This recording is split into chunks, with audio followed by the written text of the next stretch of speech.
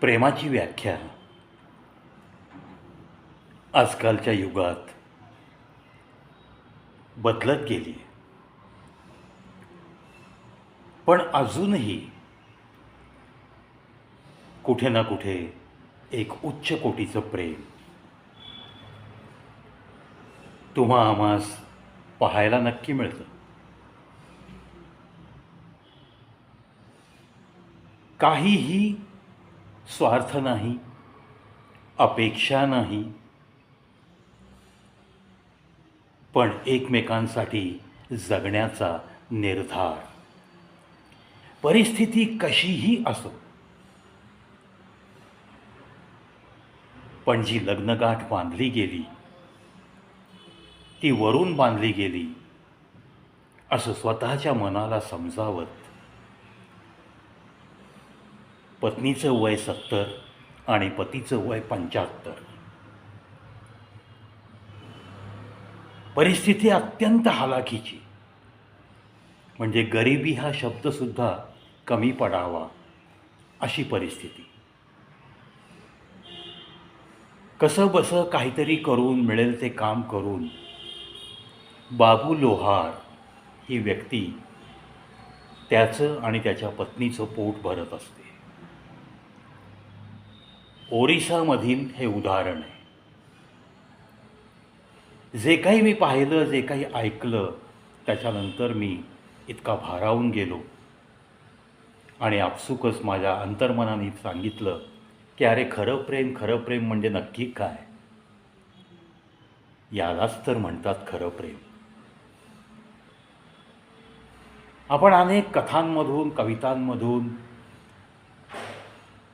खूप मोठ्या प्रमाणात वाचन केलं आहे. तुम्हीही केलं आहे, मीही केलं आहे. माझ्या हातून या विषयावर खूप काही लिहिणंही झालं आहे. एक कवी या नात्याने बऱ्याचशा कविता पण माझ्या हातनं कागदावर अवतरल्यात. पण या ओरिसाच्या संबलपूर असं काहीसं गाव आहे ओरिसा राज्यातलं. या ठिकाणी राहणारं हे दाम्पत्य बाबू लोहार आणि त्याच्या पत्नीचं नाव ज्योती. जी तसं पाहिलं तर या बाबू लोहारच्या जीवनातला अंधार दूर करण्यासाठी ही एक ज्योती बनून त्याच्या आयुष्यात आली. तसं पाहिलं तर वय वर्ष 75 बाबू लोहारचं आणि तिचं 70, म्हणजे जवळपास 50 वर्षांचा एकमेकांचा सहवास नक्की असावा. आता एक्झॅक्ट या दोघांची विवाहाची तारीख माझ्याकडं नाही आहे, म्हणून मी असं मोघम वक्तव्य करतो. पण या संबलपूर गावात राहताना काबाड कष्ट करून कुणापुढे हात न पसरता आपल्या पत्नीचा व्यवस्थित सांभाळ करत असतानाच या बाबू लोहारवर एक संकटाची मोठी कुऱ्हाड कोसळली. त्याच्या पत्नीला पॅरालिसिसचा अटॅक आला. आता संबलपूर या छोट्याशा गावात प्रायमरी हेल्थ सेंटरला तो घेऊन गेला. जे काही करायचे ते प्राथमिक उपचार केले गेले, अर्थातच मोफत. कारण अत्यंत हालाखीची परिस्थिती, दारिद्र्य रेषेच्या खाली, खूप खाली असं हे एक दाम्पत्य. शेवटी त्या डॉक्टरांनी त्याला सांगितलं की अरे संबलपूर गावात हिचा इलाज होणं अशक्य आहे. कटक या शहरामध्ये तिथल्या मोठ्या हॉस्पिटलला तू घेऊन जा, तिथे काहीतरी इलाज होईल. हे ऐकल्यावर 250 ते 300 किलोमीटर आपल्या पॅरालिसिस झालेल्या बायकोला आता आपण नेण्यासाठी ॲम्ब्युलन्सलासुद्धा पैसे नाही आहेत, कोणत्याही गाडीतून नेण्यासारखी परिस्थिती नाही आहे, हातामध्ये दमडा नाही आहे. अशा परिस्थितीत या ज्योतीचा पती बाबू लोहार एक सायकल रिक्षा घेतो. सायकल रिक्षा त्याला म्हणता येणार नाही. जशी हातगाडी असते सामान वाहून नेण्यासाठी, तशीच एक लाकडी प्लॅटफॉर्म केलेला, म्हणजे लाकडाचं एक फळकूट एका सायकलच्या मागं लावलेलं. त्याला तुम्ही सायकल ट्रॉली असं म्हणू शकता. ज्या ट्रॉलीला मागे आधारासाठी काहीही नाही. अशा ह्याच्यावर घरातली जी काही होती ती सतरंजी वगैरे टाकून त्यांनी आपल्या बायकोला त्या सायकल ट्रॉलीवर झोपवलं आणि त्यानंतर त्यांनी संबलपूर ते कटक हा 250 ते 300 किलोमीटरचा प्रवास ती सायकल ट्रॉली ढकलत ढकलत चालत हा प्रवास सुरू केला.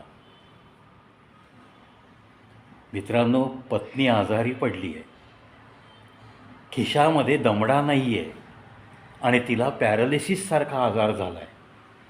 अर्धांग वायूचा झटका आला आहे, अर्ध अंग तिचं खचलेलं आहे. आता तिची हालत तशी पाहिली तर गंभीर आहे आणि आज छोट्याशा गावातून कटक या शहरापर्यंत 250 ते 300 किलोमीटर चालत जायचं आहे. या चालत हे अंतर पार करायला किती वेळ लागू शकतो, तुम्ही काय याची कल्पना करू शकाल? सायकल प्रवास करताना मी एक गणित ऑब्झर्व केलं होतं. जेव्हा मी स्वतः लाँग टूरला सायकलवर निघालो होतो तेव्हा 5 मिनटं 4 ते 5 मिनटात 1 किलोमीटर गेलंच पाहिजे, तरच आपण एखाद्या डेस्टिनेशनपर्यंत अंधार व्हायच्या आत पोहोचू शकतो आणि तिथं मुक्काम करून पुढचा प्रवास दुसऱ्या दिवशी सुरू करू शकतो. म्हणजे सायकल चालवत आपल्याला जर 4 ते 5 मिनिट लागत असतील एका किलोमीटरला, तर ह्या 250-300 किलोमीटर अंतर पार करताना आपल्या पत्नीचं वजन त्या सायकल ट्रॉलीवर ठेवून तिला ढकलत ढकलत कटकपर्यंत घेऊन जायचा हा निर्धार, हे धैर्य आणि हे अंतर्मनाच्या खोलीपासूनचं आपल्या अर्धांगिनीविषयी असलेलं हे प्रेम, याच्यापेक्षा उच्च कोटीचं प्रेम काय असू शकतं हो? अहो, लाखो करोडो रुपये खिशात असूनसुद्धा घरच्या माणसांना इलाज न देऊ शकणारी सुद्धा मंडळी तुमच्या आमच्या अवतीभोवती असतात. तेव्हा कफल्लक झालेला माणूस सायकलच्या त्या ट्रॉलीवरती आपल्या पॅरालिसिस झालेल्या बायकोला घेऊन जातो, कटक इथं जाऊन तिचे इलाज करतो, काय असेल ते तिच्या आजाराप्रमाणे औषधपाणी करतो आणि पुन्हा परतीचा प्रवास चालत सुरू करतो. त्या जिद्दीला, त्या प्रेमाला मनःपूर्वक मी प्रणाम करतो, करोडो प्रणाम करतो. कहाणी पण इथंच संपत नाही आहे. इलाज तर त्याने केला आणि पत्नीला घेऊन घराकडे निघाला. संबलपूरला त्याची झोपडी, जी काय असेल ते त्याचं घर, त्या घराकडं मोठ्या आतुरतेने तिचा इलाज झाला. या आनंदात थोडंफार तिला बरं वाटतं आहे, हळूहळू औषधांनी काहीतरी फरक पडेल असा आशावाद मनात घेऊन तो तिला त्या ट्रॉलीवर टाकून परत चालत निघाला. परतीच्या प्रवासात अनेक लोक भेटले, पण याच प्रवासात एक घातसुद्धा झाला. एका अज्ञात वाहनाने, जोरात येणाऱ्या वाहनाने या त्याच्या सायकल ट्रॉलीला धडक दिली आणि त्याची ती पत्नी, जिचा त्याने इलाज केला होता कटकला जाऊन, ती त्या ट्रॉलीवरनं उडून पडली. रोड ॲक्सिडेंट आणि पुन्हा तिला जखमा झाल्या. पुन्हा जवळपासच्या हॉस्पिटलला तो त्याच ट्रॉलीवरनं तिला धावत धावत भरभर चालत घेऊन गेला. तिथं त्याला एक देव माणूस भेटला, डॉक्टर विकास. त्यांनी त्याचा इलाज फुकट केला. त्या पत्नीला जे काही औषधोपचार द्यायचे ते दिले आणि त्याचा पुन्हा पुढचा प्रवास सुरू झाला. म्हणजे नशिबाने पुन्हा एकदा त्याला ठोकर मारली आणि त्या रोड ॲक्सिडेंटमधून त्याचं नशीब चांगलं, बलवत्तरच म्हणायचं. ती पत्नी वाचली, तरी उडून पडली तरीसुद्धा ती वाचली. काही जखमा तिला नक्की झाल्या, पण त्या बऱ्या होतील. एखाद्या व्यक्तीच्या जीवनात या जीवनाशी 2 हात 4 हात करण्याची किती वेळा वेळ येऊ शकते, कशा पद्धतीने काही लोक आयुष्य कंठीत असतात, याचं हे ज्वलंत उदाहरण ओरिसा राज्यातलं संबलपूर गावातलं बाबू लोहार आणि ज्योती यांची ही कहाणी, अतिशय हृदयद्रावक कहाणी. मी तर ओरिसामधल्या किंवा या भारत देशातल्या सर्व दानशूर व्यक्तींना मी आव्हान करीन की अरे, कुठल्या तरी संस्थेने या दोघांचा सांभाळ करण्यासाठी पुढं यायला हवं. त्या बाबू लोहारला जे काम जमतं ते त्या संस्थेत काम द्यायला हवं. तो स्वाभिमानी दिसतोय, तो भीक मागून नाही त्याच्या बायकोला दवाखान्यात घेऊन गेला.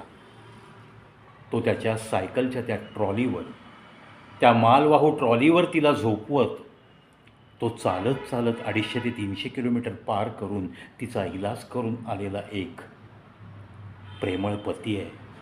अशा या दाम्पत्याची नक्की काहीतरी सोय व्हावी याच सदिच्छा आणि शुभेच्छा देण्यासाठी हा व्हिडिओ मी करतो. हा आवाज जर ओरिसा राज्यात पोचला, कुठल्या दानशूर व्यक्तींपर्यंत पोचला, तर त्यांचा पत्ता हुडकून नक्कीच काहीतरी लोक आपल्या भारत देशात, तशी पाहिली तर दानशूर लोकांची काही कमतरता नाही, यांची काहीतरी व्यवस्था व्हावी याच शुभेच्छा आणि याच सदिच्छासह इथंच थांबतो. बाबू लोहारला पुन्हा एकदा मी करोडो प्रणाम करतो. त्याची पत्नी, त्याची प्रेमळ पत्नी ज्योती, जिच्यावर त्याचं आतोनात प्रेम आहे, ती ज्योती या आजारातनं बरी व्हावी. थोडीफार हालचाल ती स्वतःची स्वतः करू शकते, इतपत तरी बरी व्हावी याच शुभेच्छाही अर्पित करतो.